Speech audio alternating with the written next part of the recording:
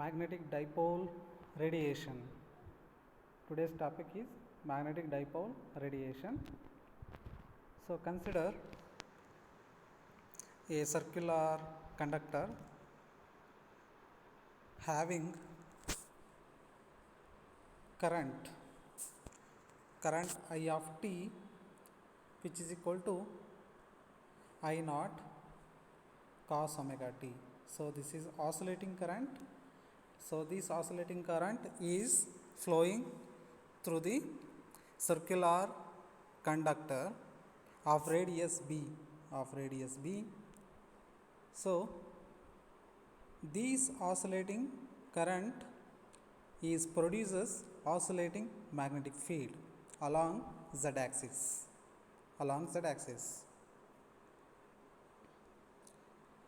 Next, so this oscillating magnetic dipole produces a radiation. So in this class we study the radiation due to the oscillating magnetic dipole. So consider source position is a circular conducting wire of radius b, and the field position is b. The field position is at this point. This is the field position. So distance between the center of the circular conductor to the field position is small letter r.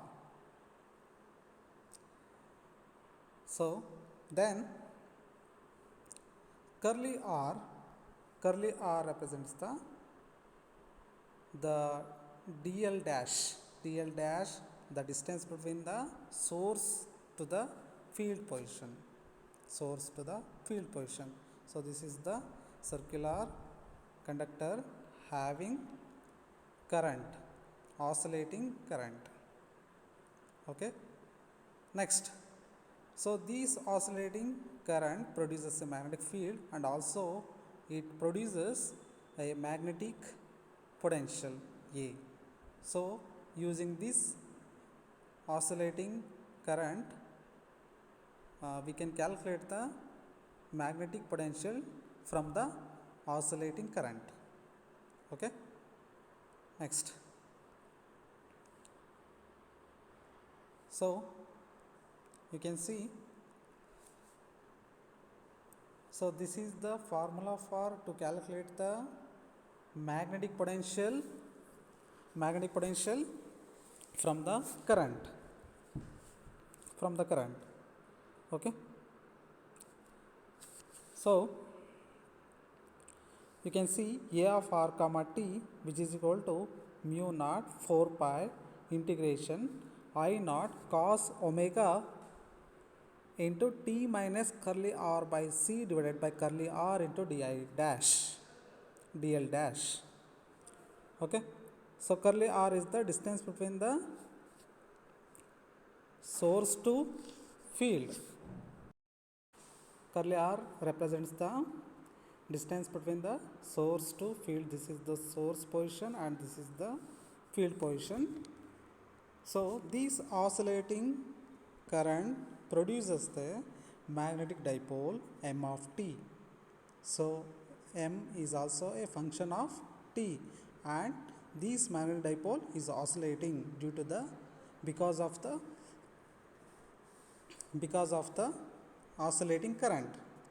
So m of t, which is equal to pi b square I of t z cap. So pi b square gives the area of the circular conducting wire, and I is the current flowing through the circular conductor. So z cap is the direction of the magnetic dipole. Then m naught is the maximum deviation, maximum vibration of the magnetic field. So m naught, which is equal to pi b square I naught. Okay. So next we calculate a magnetic potential A or vector potential A which is equal to, using this formula we can calculate the vector potential. So A of r comma t, which is equal to mu naught I naught b, mu naught I naught b divided by 4 pi. So in this case the vector potential is a vector potential means A is a vector. So in this diagram the A vector is lie along y cap direction, by y cap direction due to the symmetry, So next, so A r comma t, which is equal to mu naught I naught b divided by 4 pi y cap integral from 0 to 2 pi cos omega into t minus curly r by c divided by curly r cos phi dash into d phi dash. So d I dash is nothing but cos phi dash d phi dash into y cap. Okay. Next, cos phi dash serves to pick out the y component of the magnetic potential. So next we calculate the curly r. So curly r, which is equal to, it gives from the cosine law. So curly r, which is equal to root of r square plus b square minus 2rb cos psi. For a perfect dipole, we want the loop be extremely small. So this magnetic dipole is present inside the atom or molecule. So the magnetic dipole moment present in the molecule or atom due to the circular motion of the electron, it gives the magnetic dipole in atomic level. So that's why, so this magnetic means the perfect dipole is very small, so it is in the order of nanometer. Next, so from the approximation number 1, it gives B is very small than R. So B is the radius of the circular wire or means conductor. So due to the approximation number 1 indicates that the perfect dipole is very small. Okay, next we move on to next page.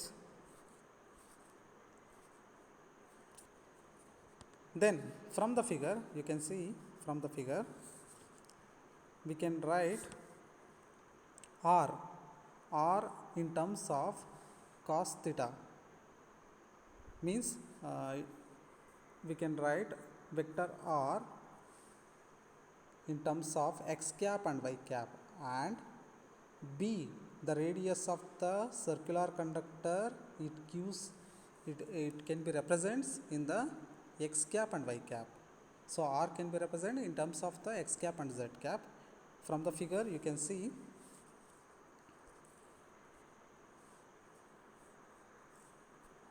so R, which is equal to R cos theta z cap and R sin theta x cap, and similarly B, which is equal to B cos theta x cap plus B sin theta y cap.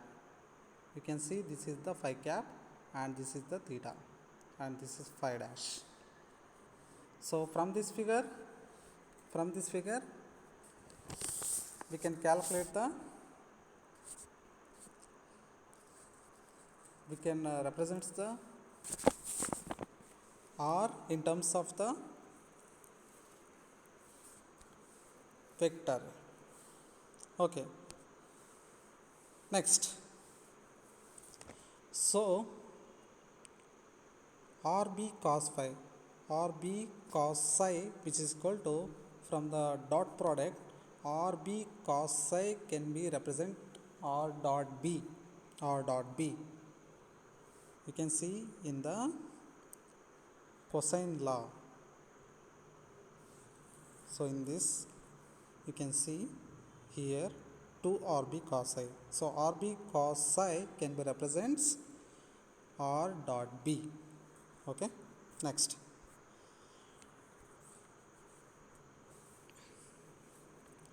So RB cos I can be represent R dot P, which is equal to, so R is the R sin theta x cap plus R cos theta z cap, and B is the B cos phi dash x cap plus B sin phi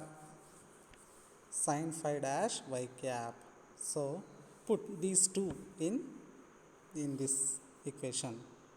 So we get R dot P, which is equal to RB sin theta cos phi dash.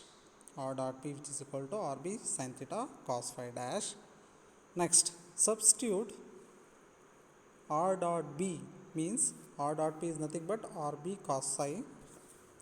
So substitute RB cos psi, which is equal to RB sin theta cos phi dash in this equation. So finally we get the curly R is equal to square root of R square plus B square minus 2RB sin theta cos phi dash. Next, from approximation number 1. Approximation number 1 indicates that B is very much smaller than R from the perfect magnetic dipole condition. So curly R, which is equal to R square minus 2RB sin theta cos phi dash, because I neglecting B square, because B is very small, then B square is very very small, so I can neglect B square term in this case. Next, so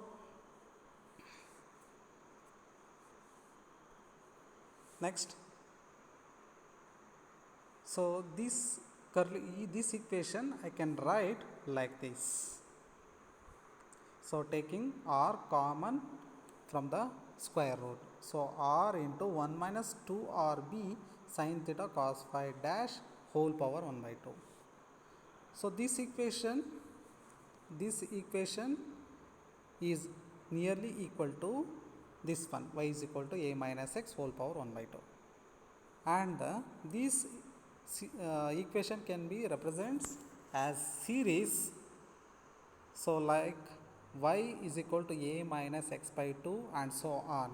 So I neglecting higher order terms, so I can only write this term y is equal to a minus x by 2.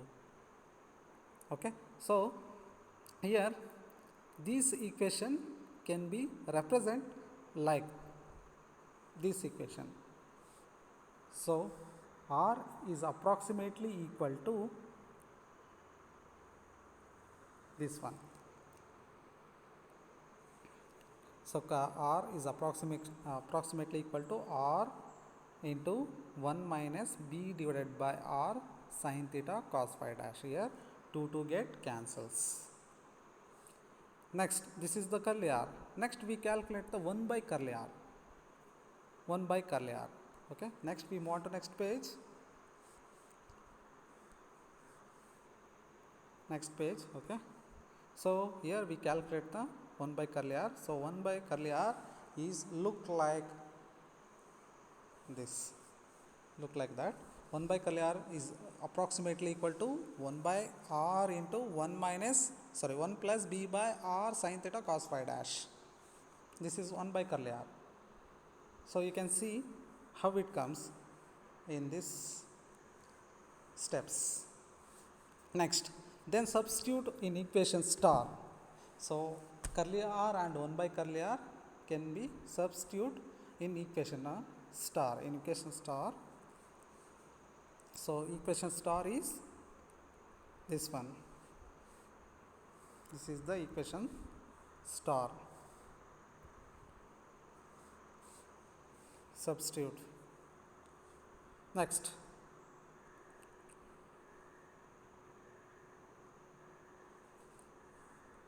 okay, So you can see the cos function have cos of omega t minus curly r divided by c. So this can be represent, you already calculated curly r, the equation for curly r, which is equal to r times 1 minus b by r sin theta cos phi dash. So substitute curly r in cos function. So after substitution,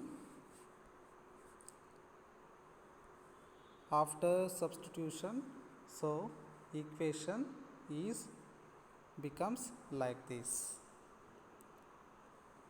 After substitution, the equation becomes like this.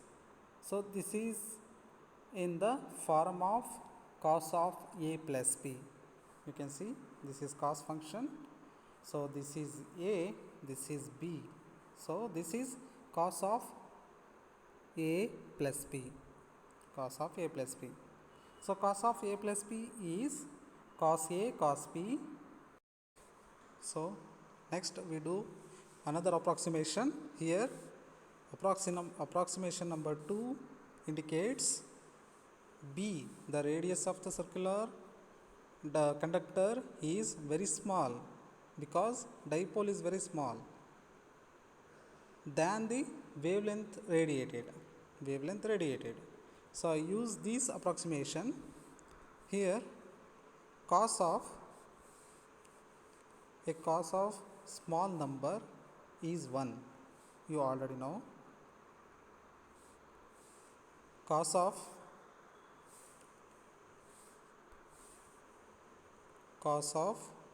theta is very small, so cos theta becomes 1. So here you can see, so this is cos a, so cos b is 1, so cos a minus sin a sin b. Here sin b, you can see here,